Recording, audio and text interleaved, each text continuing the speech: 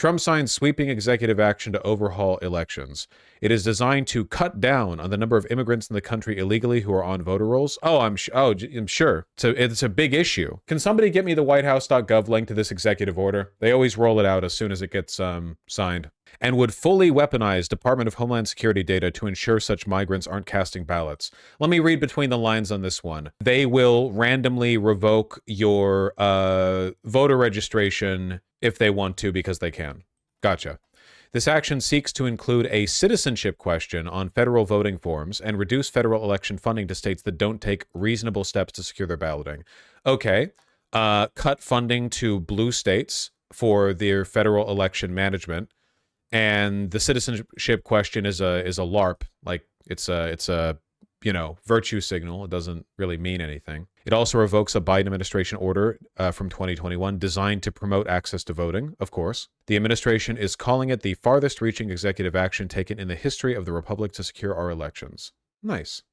I can't find the EO, but here's the description officially. Thank you. We'll just go with this. Lastly, sir, we have an executive order for your attention on the very important subject of election integrity. We believe that this executive order is the farthest reaching executive action taken in the history of the Republic to secure our elections. Among numerous other aspects of this executive order, this is going to cut down on illegal immigrants on the voter rolls, ensure that the Department of Homeland Security and the data that they have available is being fully weaponized to ensure that illegal immigrants aren't voting. This will include a citizenship question on the federal voting form for the first time. This executive order instructs the EAC to cut federal funding to states that don't take reasonable steps to secure their election. This calls on the Department of Justice to vigorously prosecute election crimes, particularly in states that we don't believe are in compliance with federal law. Who is this guy? This is Dan Henschel. He's gunning up for a bit the likes of which you've never seen. Around election integrity. I could go on and on for a while, sir, but compliance with National Election Day rules, cracking down and investigating and prosecuting foreign interference in our elections, revoking President Biden's Executive Order 14019, which essentially weaponized government to corrupt and pollute our election process. There's a lot in here, but we believe that these are very important steps that we need to be taking as an administration at your direction. I straight up thought that was Stephen Miller. He does look a bit like Stephen Miller. He also does look a bit like Putin, but Stephen Miller doesn't have any hair, you know? It's Dan. Trust me, it's Dan. To ensure that our elections are as secure as they possibly can be. Okay, you all understand that? Yes. Election fraud. You've heard the term.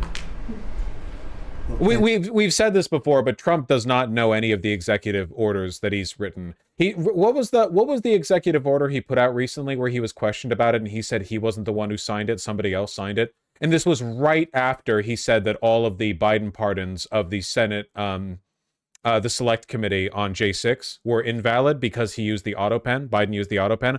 What was the thing he said he didn't actually sign, someone else signed it? Oh, it was the Alien Enemies Act? Trump says he didn't sign Alien Enemies Act. Involved in what right now is shaping up to be one of the biggest legal battles of his first 2 months in office.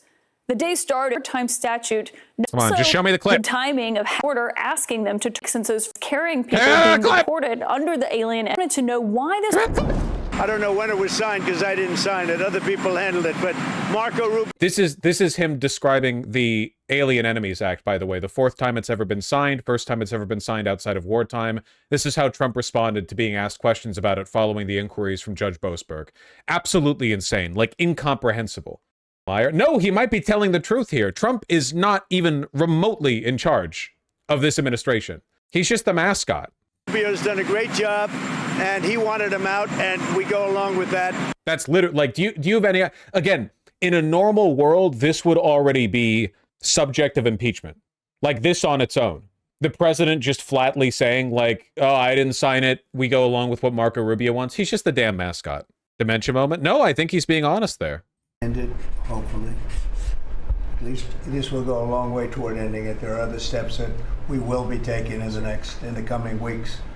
And we think. Who's running the USA, lol? I mean, he's the mascot, and most of his administration are like picks from the Heritage Foundation or people Trump personally likes who are very loyal to him, who like him a lot, who are in line with the oligarchs, Russian officials, stuff like that. I mean, oligarchs, Russian officials is a little bit redundant, but that, like, yeah, he's not making any of the decisions. Frankly, I doubt they treat him like a person. They just treat him like the big, like, senile oaf they all have to suck up to, because if he publicly goes after them, that's the end of their career. Like, if Trump ever decides he doesn't like one of these people, that's the end of their political career, because Trump is the one the voter base follows, you know? Yeah, you have to appease grandpa to get in the will. But apart from that, you know, the rest of them are all just finding ways to scavenge off the corpse of this empire. So he is in charge? No, that is not being in charge. Not even a little bit. I think we'll be able to end up getting fair elections. Perhaps some people think I shouldn't be complaining because we won in a landslide. 1.5%. We got to straighten out our election. This country is so sick because of the election, the fake elections and the bad elections. And we're going to straighten it out one way or the other.